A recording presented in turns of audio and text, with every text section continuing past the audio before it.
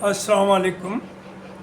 मैं प्रोफेसर शमीम अहमद अपने YouTube channel पर आप लोगों से मुखातिब हूँ।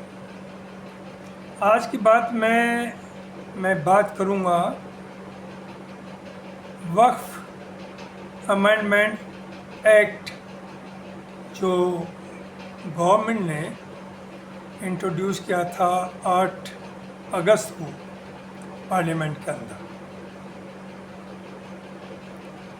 जैसा कि पहले भी कहा जा चुका है कि आरएसएस और बीजेपी का मकसद है या तो मुस्लिम इदारों को ख़त्म करना या उनके ऊपर कब्ज़ा करना। और वक्फ जो है वो ऐसी चीज़ है जो अल्लाह के नाम पर लोग अपनी ज़मीन को वक्फ करते हैं, चैरिटी के लिए करते हैं मुसलमान। So it's a part of their religious एक काम है ये जो मुसलमान करते हैं। चूँकि उसकी बिलियंस एंड बिलियंस डॉलर्स की प्रॉपर्टी है मुल्क के अंदर, जो लोगों ने दान दिया, वक्फ कर दी, तो गवर्नमेंट की उस पर नज़र है। गवर्नमेंट चाहती है कि इस पर कैसे कब्ज़ा किया जाए, लिहाजा वो एक बिल लाई 2008 को। तो इसके पीछे बहुत सी चीज़ें थी। एक तो ये थी कि इन्हें देखना था अपोजिशन में कितना दम है। दूसरे ये सोच करके लाए चूँकि the bill is related to Muslim community, तो अपोजिशन इसमें कोई बहुत सीरियस इंटरेस्ट नहीं लेगी और हम इसे पास करा लेंगे। तीसरी चीज़ ये थी कि चूँकि बीजेपी आरएसएस पे है तो कुछ नहीं सिवाय हिंदू मुसलमान, इंडिया पाकिस्तान तो ऑलमोस्ट ख़त्म है, तो उसके ऊपर कीचड़ उछालने से या उसकी बात करने से कोई फ़र्क ही नहीं पड़ता, चूँकि इट इज़ नोन आइडेंटिटी। तो इन्होंने चूँकि अभी इसी साल में 3 स्टेट इलेक्शन होने हैं 3 स्टेट्स में, तो उसे भी ध्यान रखा। तो इन्होंने शुरुआत की वक्फ बोर्ड से, वक्फ बिल लाए और ज़रा देखिए एक रिलीजियस ड्यूटी है मुसलमानों की जो उसके तहत वो वक्फ करते अपनी और प्रॉपर्टी को गरीबों की और मदद के लिए, उनके एजुकेशन के लिए, बेवाओं के लिए etcetera, and it is manage by the Muslims. हाँ, ये बात सही है कि मिसमैनेजमेंट भी होता है और मुसलमानों में भी सब अच्छे नहीं सब बुरे नहीं, हिंदू भी सब अच्छे नहीं सब बुरे नहीं। तो कुछ लोग इसका नाजायज़ फ़ायदा मुसलमानों ने उठाया, वक्फ बोर्ड की प्रॉपर्टी का लूटा। तो उसके लिए सर्टेनली देयर नथिंग रॉन्ग कि अगर कोर्ट में लोग जाते हैं तो court should give the justice, और जहाँ जायज़ती हो रही है या नाजायज़ कब्जे हो रहे हैं उनसे निजात पाए, उसका एक लीगल तरीका है। लेकिन आप ले आए एक अमेंडमेंट बिल, और अमेंडमेंट बिल में जो मेंबर्स बनाए गए उनका जो बोर्ड बनाया गया उसका कॉन्स्टिट्यूशन इस तरह का है कि गवर्नमेंट जब चाहे जिस वक्त चाहे ये चाहे प्रॉपर्टी को ट्रांसफ़र कर लेगी, जिस पे चाहे कब्ज़ा कर लेगी, जिसे चाहे किसी के लिए भी दे देगी। और ये पहली बार हुआ 10 साल से, चूँकि मोदी जी तो आदी थे उसके मेजॉरिटी के मनमानी करने के, और उनकी हुकूमत जो चाह करा। कभी ज़्यादातर जो बिल्स आए इन 10 साल में ना तो उन पर डिस्कशन हुआ, उन्हें पास कर दिया गया, और डिस्कशन अगर शुरू किया तो लोगों को, अपोजिशन वाले को बोलने नहीं दिया, चूँकि अपोजिशन वाज वेरी वीक। यहाँ तक किया कि जो क्रिमिनल लॉज में जो आप चेंजेस लाए हैं जो बड़ी भयानक है, आपने 140 मेंबर ऑफ पार्लियामेंट को बाहर निकाल दिया और जैसे चाहते थे आपने वैसे कर लिया। तो आप तो उसके आदी थे। और हिंदू मुस्लिम करने के थे। तो आपको ये ख्याल था कि opposition will take it lightly और हम पास कराएंगे, और उसके बाद जाहिर एक मैसेज जाएगा कि मुसलमानों का इतना बड़ा जो billions and billions and billions dollars का एक वक्फ बोर्ड था उसे हमने ख़त्म करके अपने कब्जे में ले लिया। लेकिन अपोजिशन समझती थी कि अगर ये तो शुरुआत है, अगर ये पास हो गया तो ये 5 साल तक यही करेंगे और मनमानी करेंगे। लिहाजा अपोजिशन अड़ गई और मुंह की खानी पड़ी इस हुकूमत को।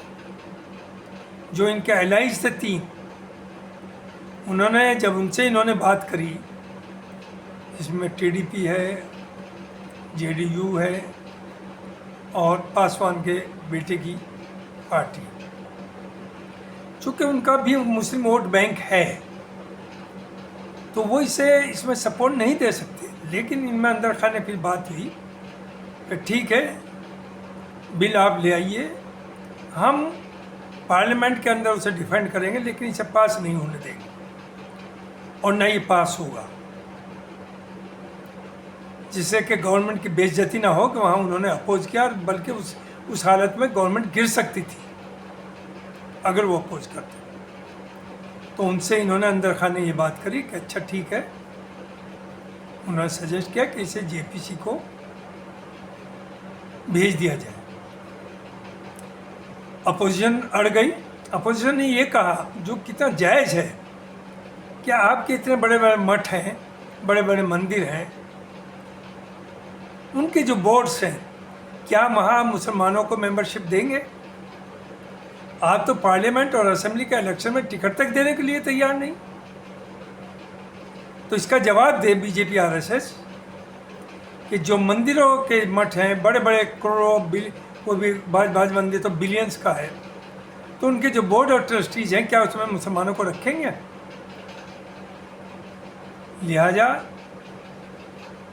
बड़ी बेइज्जती हुई और पहली बार ये हुआ 10 साल के अंदर कि इस बिल को जेपीसी को भेजना पड़ा और ठंडे बस्ते में ये गया। तो मुझे ये कहना है उन मुसलमान भाइयों से जो कि एक सहारा लेते हैं अपनी पर्सनल गेन के लिए,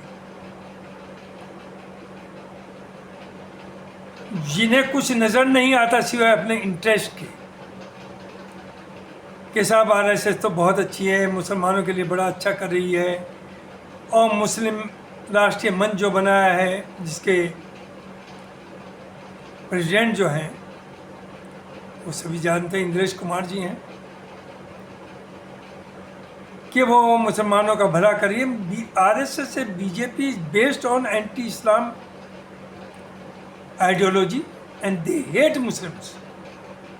वो उनकी प्रेजेंस में नहीं चाहते। ये बदकिस्मती है हमारी इस मुल्क में रहते हुए, हालांकि वो ज़्यादा नहीं है, they are not more than 10% of Hindus. 90% Hindu secular है, वो मिलजुल करके चलता है।